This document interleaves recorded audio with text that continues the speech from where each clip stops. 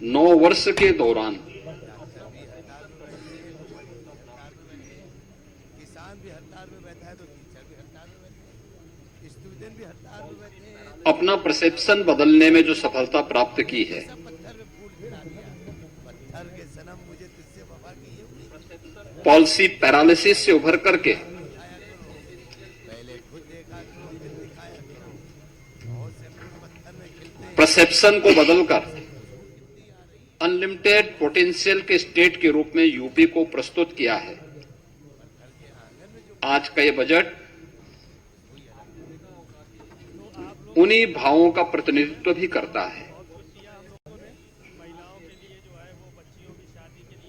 आपने देखा होगा कि 9 वर्ष में 3 गुना से अधिक उत्तर प्रदेश का यह बजट बढ़ा है, यानी 9,12,000 करोड़ रुपए से अधिक का अब उत्तर प्रदेश की सबसे बड़ी आबादी का यह बजट आज उत्तर प्रदेश के विधानमंडल में प्रस्तुत हुआ है।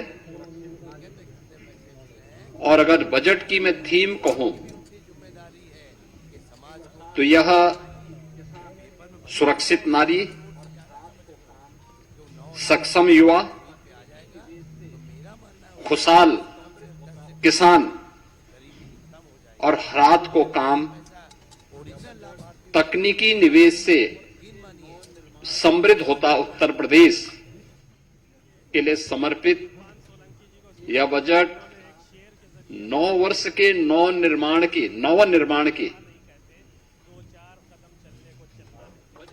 एक नई गाथा को देशवासियों के सामने प्रस्तुत करता है। बजट की जो हाइलाइट्स हैं, जो आपने देखा है, इसमें 43,565 करोड़ रुपए से अधिक की धनराशि केवल नई योजनाओं के लिए इस बजट में उसमें प्रस्तावित की गई हैं।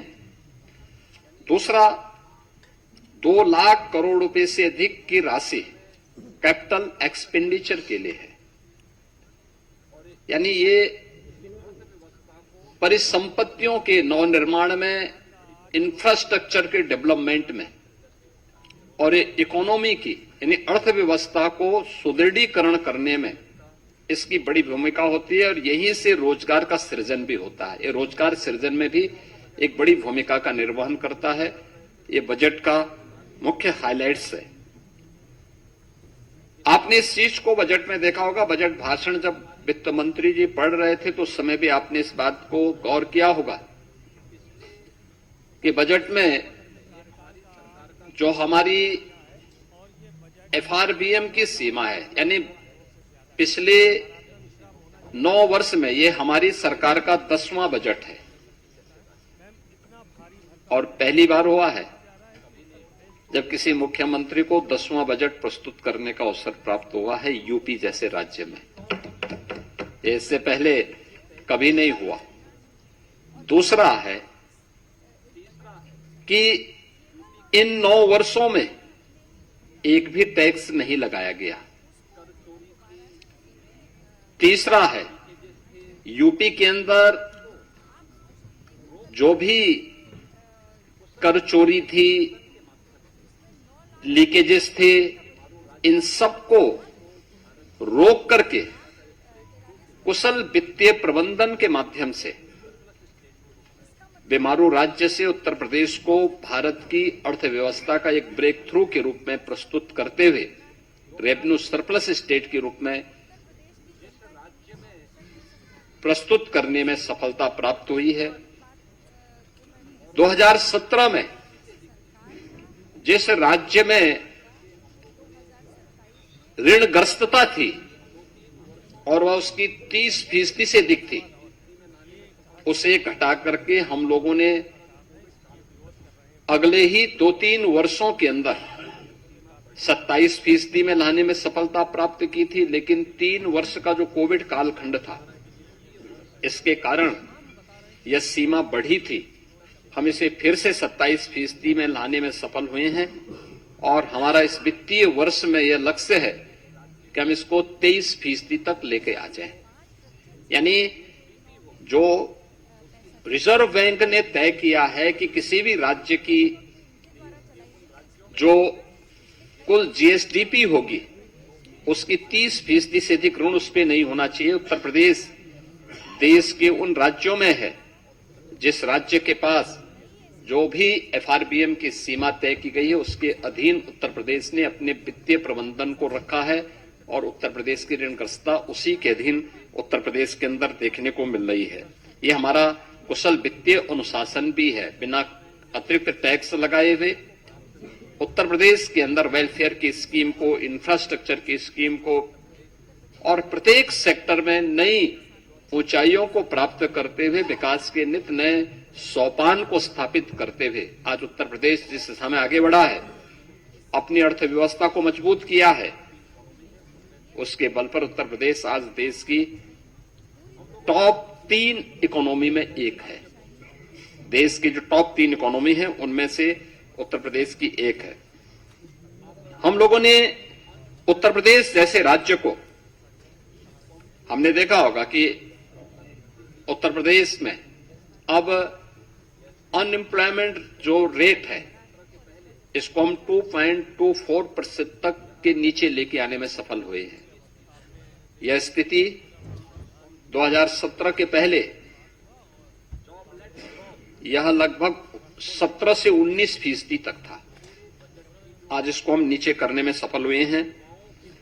जॉब लेड ग्रोथ को लेकर के हम लोगों ने इस पूरे बजट की जो हमारी सोच है, युवाओं के प्रति समर्पित भाव के साथ जो भी ग्रोथ हो वह उनके एम्प्लॉयमेंट को लेकर के भी हो और युवाओं के एम्प्लॉयमेंट पर विशेष रूप से ध्यान देते हुए एमएसएमई, स्टार्टअप, ओडीओपी और स्थानीय उद्यमियों को विकसित करते हुए बृहद निवेश की नई योजना के साथ उत्तर प्रदेश को इन्वेस्टमेंट डेस्टिनेशन के साथ एम्प्लॉयमेंट जनरेटर के रूप में भी एक बड़ी भूमिका के साथ आगे बढ़ाने का तय। और इसके लिए आपने बजट में इन चीजों को देखा होगा कैसे उत्तर प्रदेश ने अब उस दिशा में कार्य करना प्रारंभ किया। इमर्जिंग टेक्नोलॉजी को लेकर के आज जो बड़ी घोषणाएं हुई हैं, उन बड़ी घोषणाओं में जो बहुत महत्वपूर्ण सेक्टर है कि उत्तर प्रदेश सरकार जहां पे चल रहा है, आपने देखा होगा उत्तर प्रदेश राज्य में हमेशा इस बात को देखने को मिलता था कि अलग अलग विभाग अलग अलग समय में अलग अलग डाटा प्रस्तुत करते थे। हमारी सरकार ने तय किया है कि हम यूपी के अंदर एक स्टेट डाटा अथॉरिटी का गठन करेंगे। स्टेट डाटा अथॉरिटी या उत्तर प्रदेश के अंदर रियल टाइम डाटा और उसकी रियल टाइम मॉनिटरिंग के साथ साथ उसके लिए भविष्य की योजनाओं को आगे बढ़ाने में भी एक बड़ी भूमिका का निर्वहन करेगा। बजट की जो हाइलाइट्स हैं उनमें से ये भी है।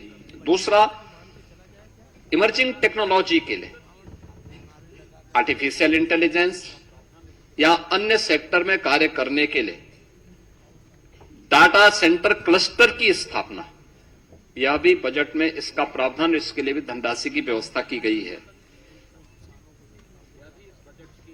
मेडटेक और डीपटेक के लिए एआई मिशन की घोषणा, यह भी इस बजट के अंदर है, जिससे युवाओं के लिए स्किल युवा को अधिक से अधिक जॉब हम उपलब्ध करवा सकें। इसके लिए उनकी स्किलिंग की प्लानिंग भी इस बजट में, उसका महिला उद्यमी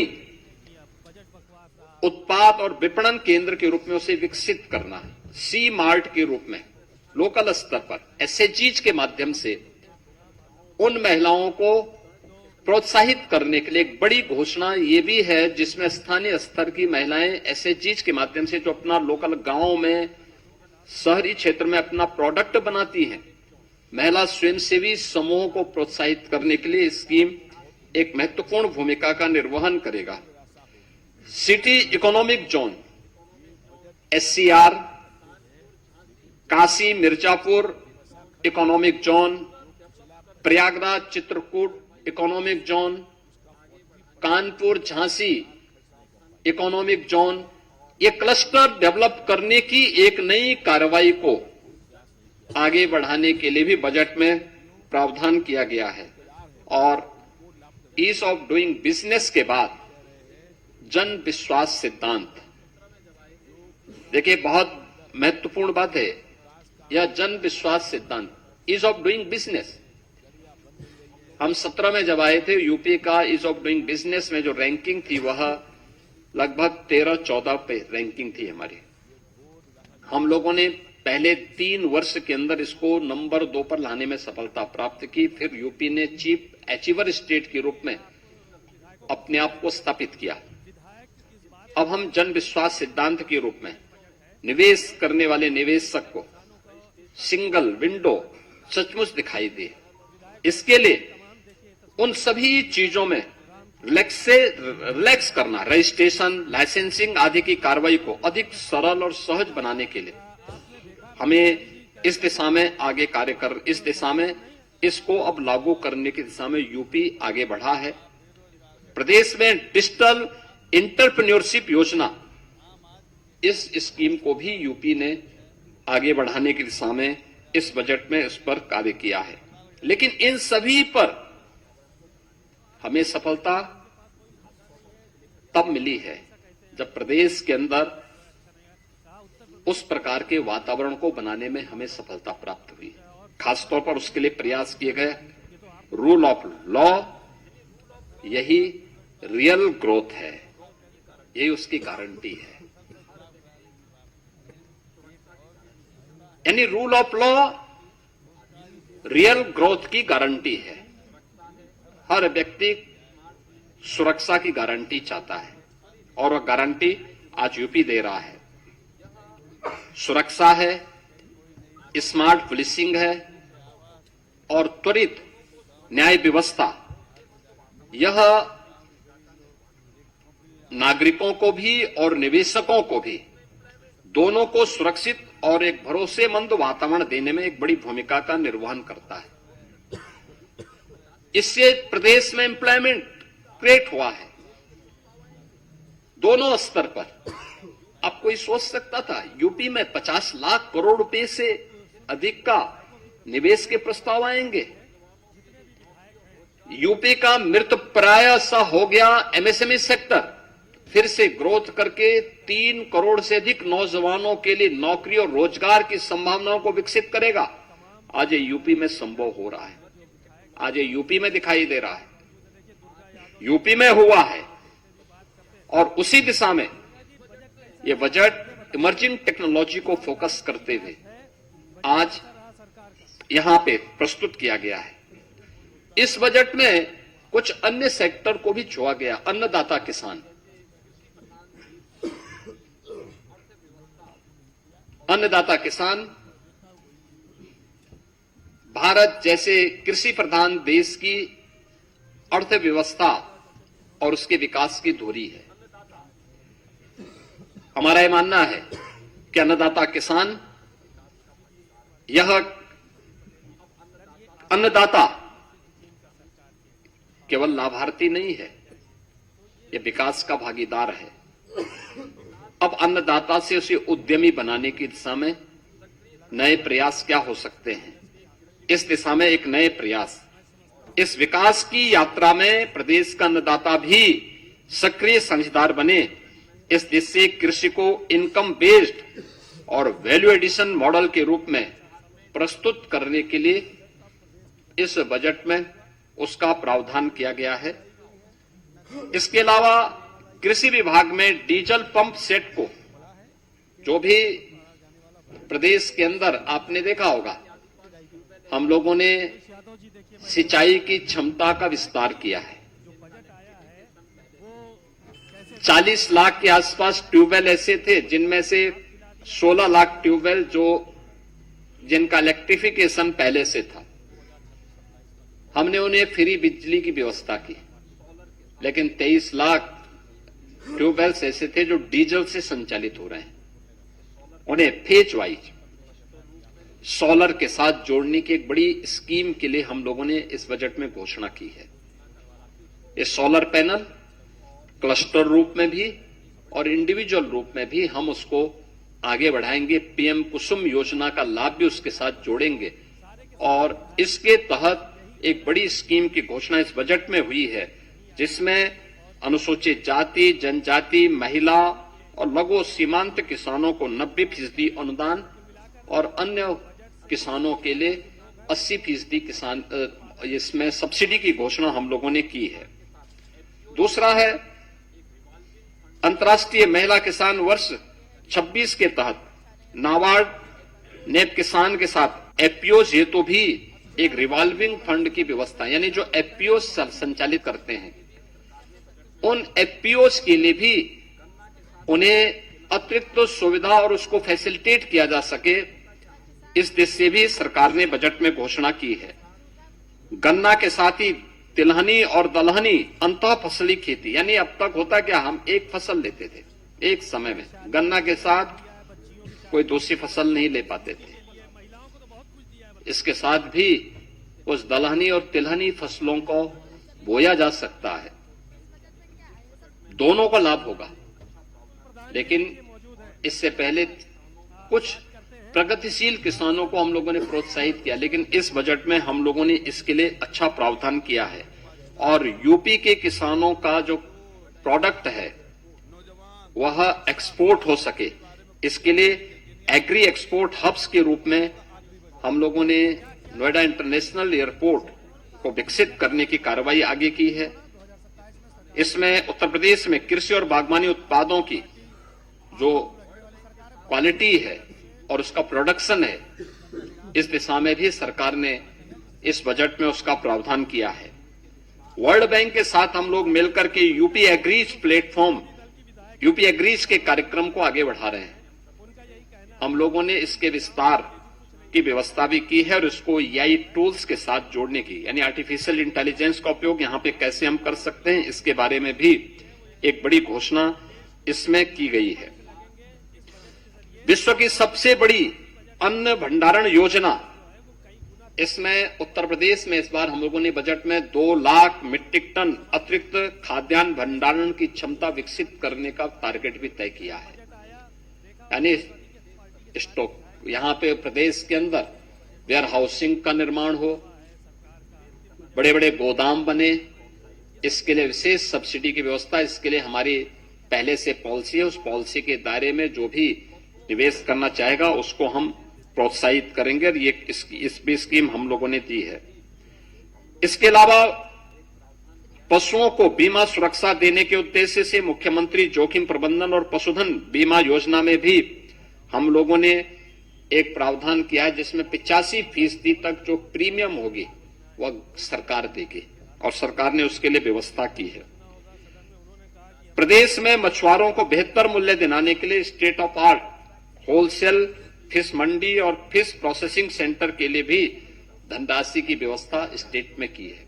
लैंड ऑफ स्टेट में यूपी की प्रगति इस दिशा में देश के अंदर अग्रणी राज्यों में है और इस दिशा में उस जो कार्य करने की संभावनाएं हैं, इसमें वर्ल्ड फिशरीज प्रोजेक्ट सेंटर की स्थापना का भी एक बड़े कार्यक्रम को हम आगे बढ़ा रहे हैं, जिसको एक सेंटर ऑफ एक्सीलेंस के रूप में विकसित करने की कार्रवाई को भी व्यवस्था की है।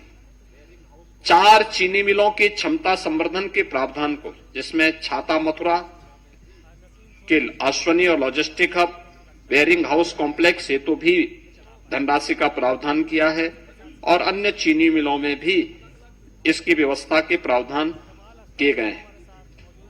मित्रों, बजट में अलग अलग विभागों के लिए सभी बजट प्रावधान में काफी वृद्धि की गई है। खासतौर पर जो बजट के प्रावधान हुए हैं, इसमें हमारा अवस्थापना और औद्योगिक विकास के लिए भी इसमें काफी वृद्धि हुई है। आगरा लखनऊ से हरदोई फर्रुखाबाद गंगा एक्सप्रेस वे की कनेक्टिविटी के लिए धनराशि की व्यवस्था की गई है। गंगा एक्सप्रेस वे से प्रयागराज, मिर्जापुर, वाराणसी, चंदौली, सोनभद्र तक यानी शक्तिनगर तक इसके विस्तार की का घोषणा हुई है। गंगा एक्सप्रेसवे को मेरठ हरिद्वार तक ले जाने के लिए भी बजट में घोषणा की गई है और पूर्वांचल लिंक एक्सप्रेसवे को यानी सोनभद्र के शक्तिनगर तक, चंदौली गाजीपुर तक ले जाने के कार्यक्रम को भी हम लोगों ने आगे बढ़ाया है। यूपी बायोफ्यूल प्लास्टिक केंद्र को भी विकसित करने की कार्रवाई को हम लोगों ने आगे बढ़ाया है और एफडीआई फॉर्च्यून 500 के अंतर्गत जो आने वाली जो कंपनियां हैं, एफडीआई के लिए आने वाली कंपनियों के लिए भी विशेष प्रावधान हम लोगों ने इस बजट में उसकी घोषणा भी की है। इसके साथ ही एमएसएमई सेक्टर में काफी बड़ी संख्या में हम लोगों ने इसको प्रोत्साहित करने के लिए कार्य किया है और एक बड़ा घोषणा हर जिले में स्किल डेवलपमेंट के एक बड़े केंद्र को, जहां से हम हब एंड स्पोक मॉडल पर उस कार्यक्रम को आगे बढ़ा सकते हैं। इसके तहत सरदार वल्लभ भाई पटेल एम्प्लॉयमेंट जोन, इसके लिए भी प्रावधान की घोषणा की है, जिसमें 50 एकड़ से लेकर के 100 एकड़ क्षेत्रफल के एक बड़े क्लस्टर में स्किल डेवलपमेंट कार्यक्रम के साथ ही अन्य कार्यक्रमों को भी लागू करने का एक विशेष कार्यक्रम किया गया है। वन डिस्ट्रिक्ट वन कुजीन योजना के अंतर्गत भी स्थानीय खाद्य पदार्थों की ब्रांडिंग की जा सके, इसको प्रोत्साहित करने का भी प्रावधान इस बजट में किया गया है और उनके लिए विशेष प्रावधान किया गया है। उत्तर प्रदेश के युवाओं के लिए, उन्हें डिजिटली सक्षम बनाने के लिए हम लोगों ने स्वामी विवेकानंद युवा सशक्तिकरण योजना के अंतर्गत जो चालू वर्ष में उनके लिए टैबलेट या स्मार्टफोन वितरण के कार्यक्रम के लिए धनराशि की व्यवस्था भी इस बजट में की है और इसके साथ ही एमएसएमई सेक्टर में खासतौर पर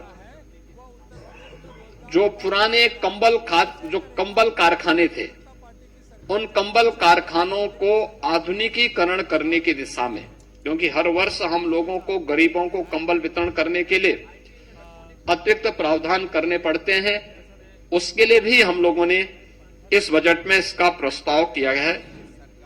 आईटी एंड इलेक्ट्रॉनिक सेक्टर के लिए विशेष, जिसमें उत्तर प्रदेश एआई मिशन की व्यवस्था, AI centre of excellence, India AI data labs की स्थापना, साइबर फ्रॉड को रोकने के लिए साइबर सिक्योरिटी ऑपरेशन सेंटर की स्थापना का भी विशेष प्रावधान इस बजट में हम लोगों ने यहां पर किया है। और जो मैंने पहले भी कहा है कि जो डाटा सेंटर की मांग को देखते हुए इसमें काफी बड़े विस्तार को आगे हमने इसका विस्तार किया है।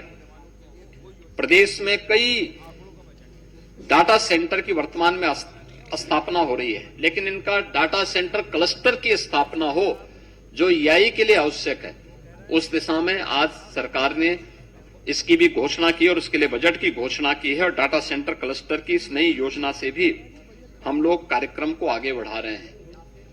उत्तर प्रदेश ने शिक्षा के क्षेत्र में कुछ मॉडल दिए थे, खासतौर पर ऑपरेशन कायाकल्प हो या फिर उन बच्चों के लिए जो निराश्रित थे या निर्माण श्रमिकों के बच्चे थे, उनके लिए अटल आवासीय विद्यालय के मॉडल दिए थे। अटल आवासीय विद्यालय के इंफ्रास्ट्रक्चर को ध्यान में रखते हुए उसी तर्ज पर बेसिक शिक्षा परिषद में हम लोगों ने व्यवस्था की है कि सीएम कंपोजिट विद्यालय की स्थापना, यह हर जनपद में 2-2 विद्यालयों के लिए हम लोगों ने धनराशि का प्रावधान भी इस बजट में सभी 75 जनपदों के लिए किया है। इसके अलावा प्रदेश के अंदर कस्तूरबा गांधी विद्यालयों, अभी बहुत कुछ हमारे विकासखंड ऐसे थे जहां पे कस्तूरबा गांधी विद्यालय नहीं थे या कस्तूरबा गांधी विद्यालय की मांग हो रही थी, वहां पे उनके विस्तार के कार्यक्रम को हम लोगों ने एक व्यवस्था की है।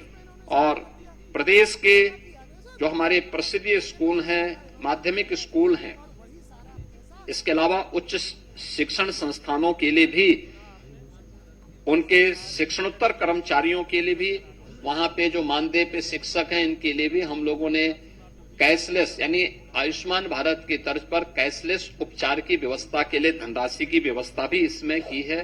सभी प्रकार के शिक्षकों को इसके साथ हम लोगों ने जोड़ा हुआ है। ये सभी चीजें की हैं। आर्टिफिशियल इंटेलिजेंस का उपयोग माध्यमिक स्तर से ही हम करना प्रारंभ करेंगे। इसके लिए धनराशि की व्यवस्था की है। बालिकाओं के लिए निःशुल्क सैनिटरी नैपकिन की व्यवस्था के लिए भी धनराशि की व्यवस्था की गई है और ड्रीम स्किल लैब क्लस्टर के लिए भी धनराशि की व्यवस्था इस बजट में की गई है। इसके अलावा प्रदेश के अंदर अन्य उसमें हमारे जितने भी यानी टेक्निकल एजुकेशन में प्रदेश सरकार ने शिक्षा, कौशल, तकनीकी और सशक्त त्रिकोण के लिए AI, digital technology, defence manufacturing, semiconductor, data centre, data science जैसे उभरते क्षेत्रों में भी हम लोगों ने इसको और अधिक प्रतिस्पर्धी बनाने की दिशा में इसको भी इसका प्रावधान भी इस बजट में हम लोगों ने टेक्निकल एजुकेशन की दिशा से प्रारंभ किया है। उत्तर प्रदेश सरकार स्टेम यानी science, technology, engineering and maths इसको बढ़ावा देने के लिए प्रदेश सरकार ने स्टेम एआई मिशन राजकीय पॉलिटेक्निक संस्थान और टेक्निकल इंस्टीट्यूशन के साथ हम इसको जोड़ने के एक बड़े कार्यक्रम के साथ आगे बढ़े हैं, जिसमें AI enabled lab, skill development के साथ इसको जोड़ने का कार्यक्रम और एआई से जुड़ी हुई जो सामग्री है वह स्थानीय भाषा में यानी हिंदी में भी उपलब्ध हो सके, इसके लिए कार्य हो रहा है। इसके साथ ही इस दिशा में नॉलेज पार्टनर के रूप डीप टेक के लिए प्रदेश के अंदर आईआईटी कानपुर, आईआईटी बीएचयू और अन्य संस्थानों को भी हम लोगों ने इसके साथ जोड़ने के एक बड़े कार्यक्रम के लिए भी धनराशि की व्यवस्था यहां पर हम लोगों ने इस बजट में इसकी घोषणा की है। प्रदेश में महिलाओं की सुरक्षा, उनके स्वावलंबन और उनके सम्मान से जुड़ी हुई कार्यक्रम को भी हम लोगों ने ई क्यूब के रूप में एम्प्लॉयमेंट, एंटरप्राइज और एक्सीलेंस की यात्रा को जोड़ते हुए पिछले 9 वर्ष में महिला श्रम बल उत्तर प्रदेश के अंदर 13% से बढ़कर के 36% हुआ है। इसको और अधिक बढ़ाने की दिशा में उत्तर प्रदेश सरकार ने एक विशेष महिला उद्यमी उत्पाद विपणन योजना इसके लिए धनराशि की व्यवस्था की है, जो अभी यूनियन बजट में सी मार्ट की तर्ज पर कार्य करेगा।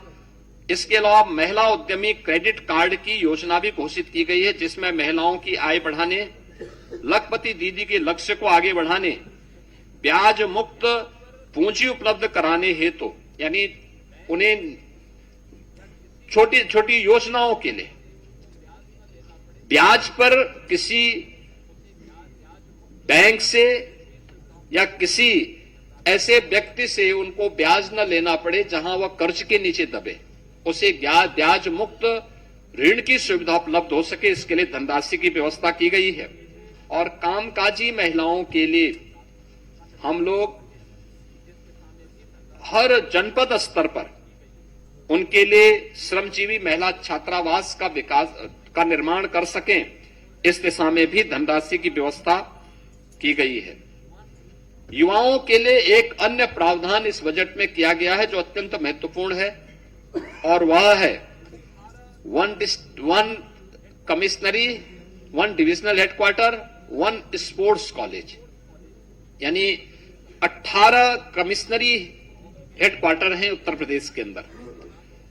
हर एक में एक स्पोर्ट्स कॉलेज भी होगा। उत्तर प्रदेश सरकार पहले से ही हॉकी के जादूगर मेजर ध्यानचंद जी के नाम पर हम लोग मेरठ में स्पोर्ट्स यूनिवर्सिटी का निर्माण कर रहे हैं, जो अप्रैल मई तक बनकर के तैयार हो जाएगा। उसमें सत्र प्रारंभ हो चुके हैं। अब उत्तर प्रदेश ने 2030 के अहमदाबाद कॉमनवेल्थ गेम्स और 2036 के ओलंपिक की भारत की प्रस्तावित दावेदारी को ध्यान में रखते हुए उत्तर प्रदेश का युवा अच्छी संख्या में इन आयोजनों में भागीदार बन सके। इसके लिए 18 कमिश्नरी हेडक्वार्टर पर यानी डिविजनल हेडक्वार्टर पर हम लोग एक एक स्पोर्ट्स कॉलेज की स्थापना करने के साथ ही उन्हें एक स्पेसिफिक स्पोर्ट्स के लिए सेंटर ऑफ एक्सीलेंस के रूप में विकसित करने की दिशा में भी कार्य कर रहे हैं। इसके लिए हम लोगों ने धनराशि की व्यवस्था इस बजट में भी इसकी व्यवस्था की है। बाकी अन्य धनराशि की व्यवस्था हर ग्राम पंचायत स्तर पर ओपन जिम के निर्माण के लिए उसकी प्राथमिकता के साथ जोड़ा है।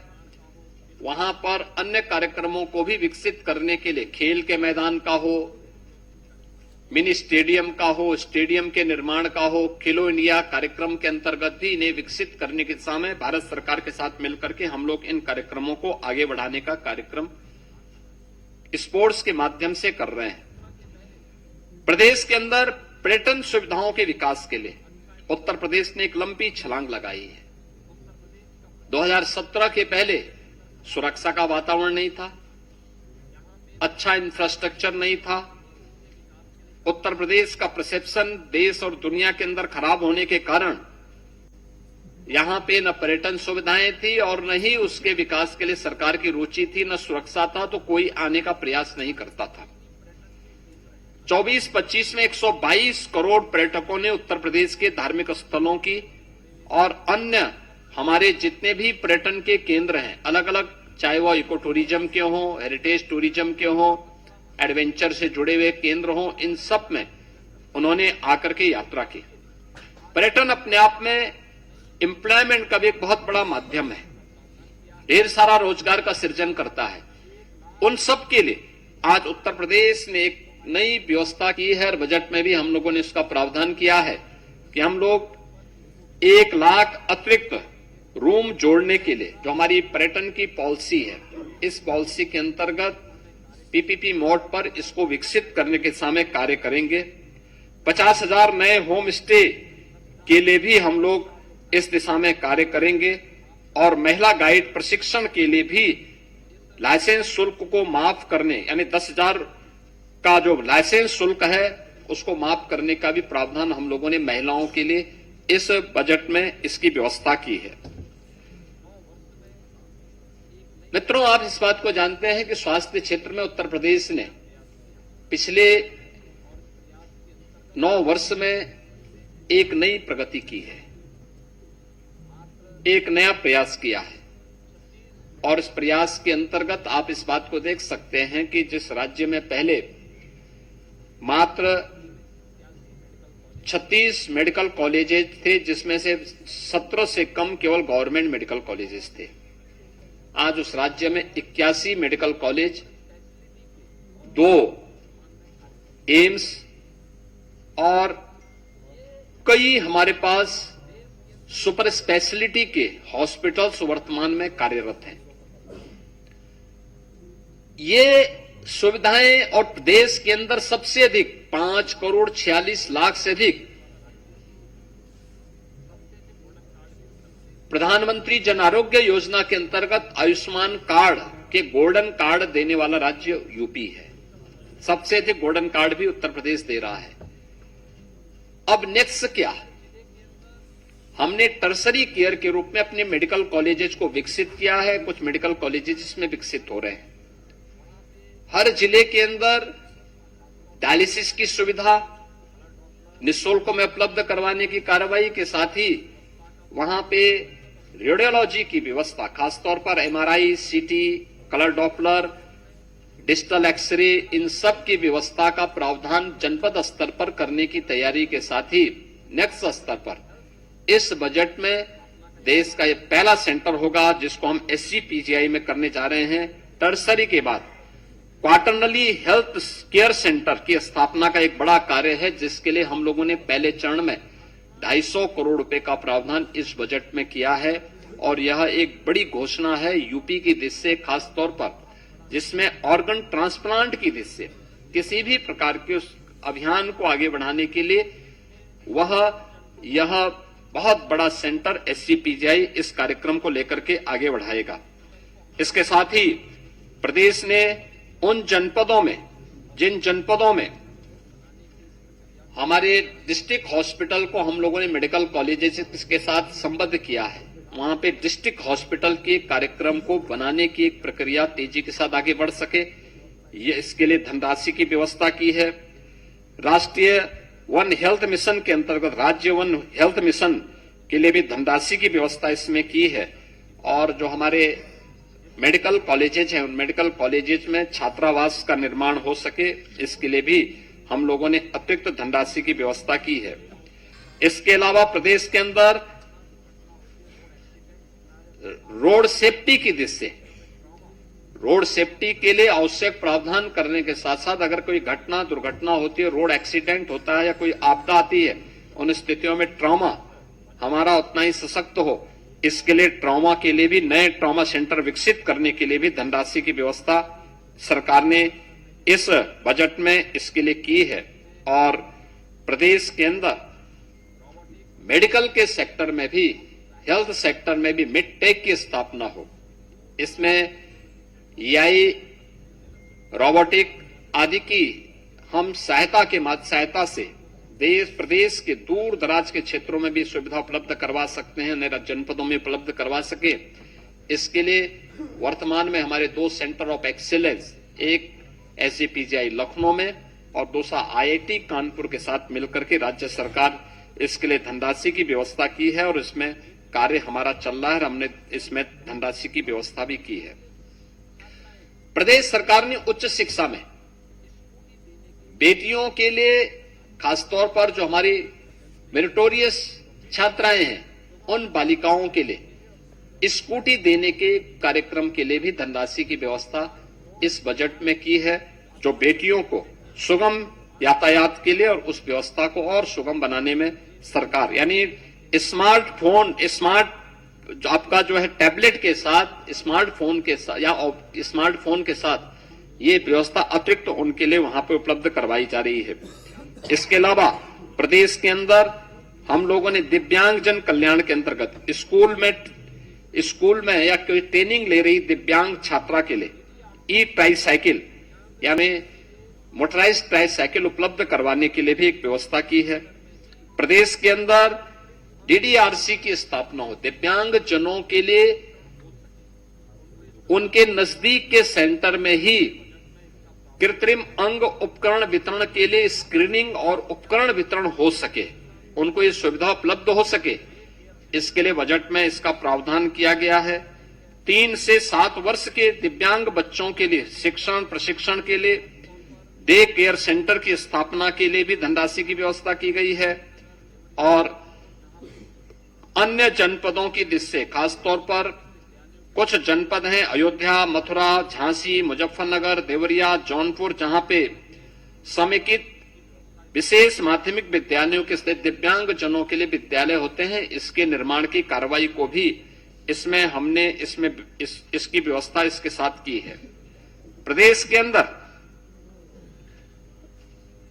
यानी ये इस दिव्यांग बच्चों के प्रशिक्षण के लिए भी अन्य 9 जनपदों में भी गोरखपुर, वाराणसी, प्रयागराज, अयोध्या, लखनऊ, बरेली, झांसी, मेरठ और आगरा में यहां पे विशेष जो दिव्यांगजन बच्चे 3 वर्ष से लेकर 7 वर्ष तक के बच्चे, उनके प्रशिक्षण और उनके शिक्षण के लिए विशेष एक प्रावधान इसमें भी किया गया है। इसमें प्रदेश ने यह भी एक नए कार्यक्रम को आगे बढ़ाने का कार्य किया है। मित्रों, जो मैंने पहले भी कहा, आज का यह बजट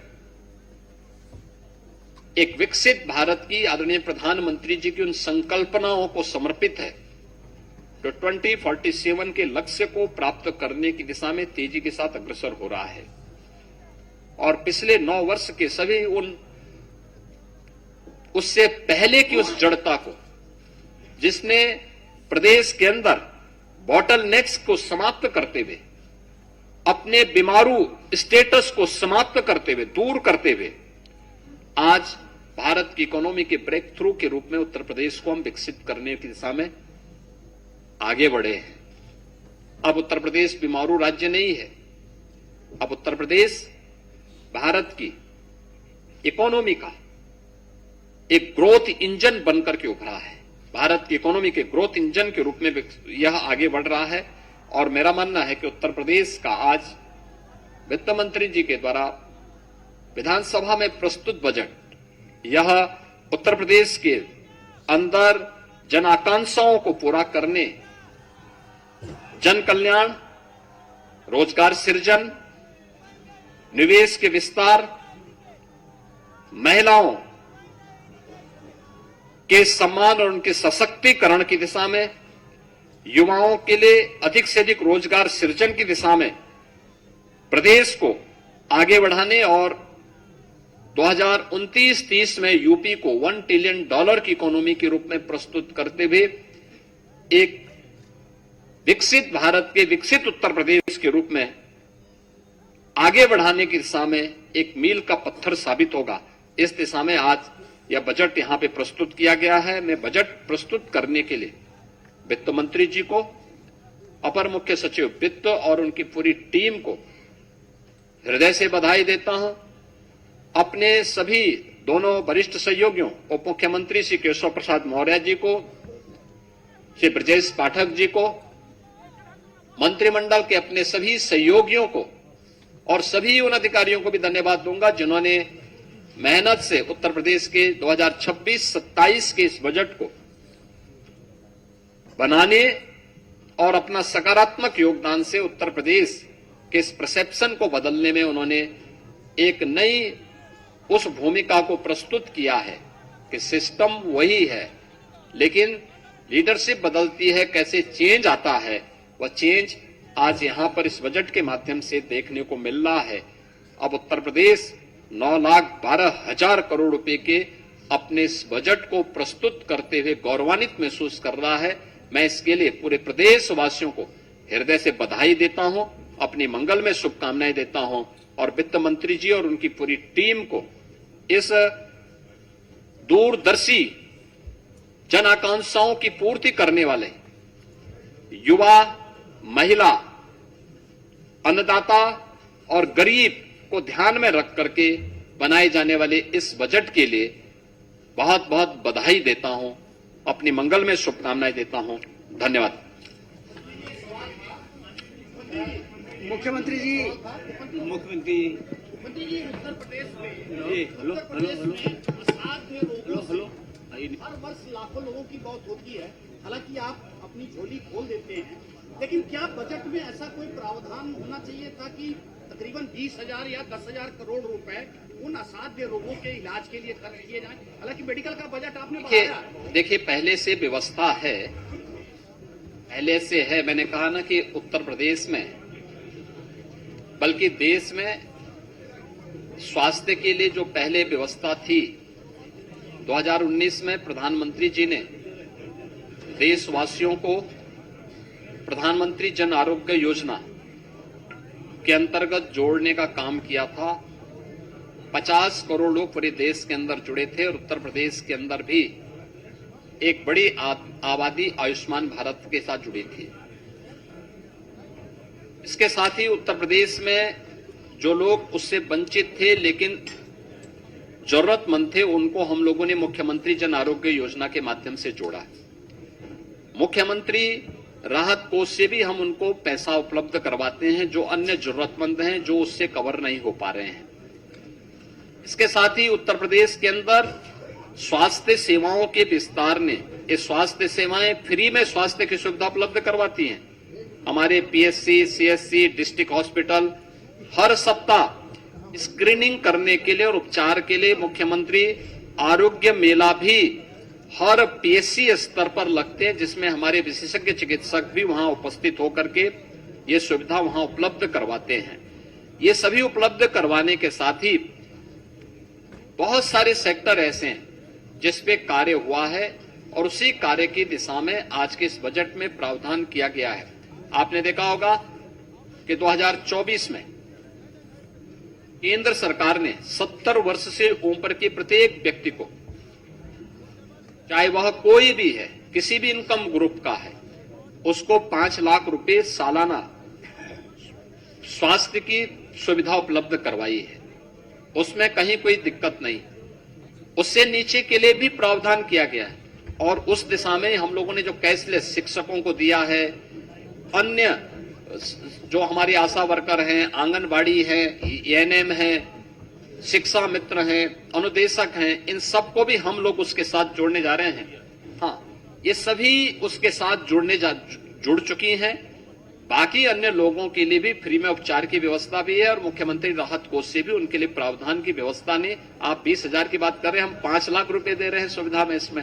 मुख्यमंत्री उच्च जी, शिक्षण मुख्यमंत्री जी एक सवाल ये है, मुख्यमंत्री जी 10वां बजट प्रस्तुत करने के लिए, शानदार बजट प्रस्तुत करने के लिए आपको बधाई, लेकिन पत्रकारों को भी एक आग्रह आपसे करना है, क्या किया जा सकता है?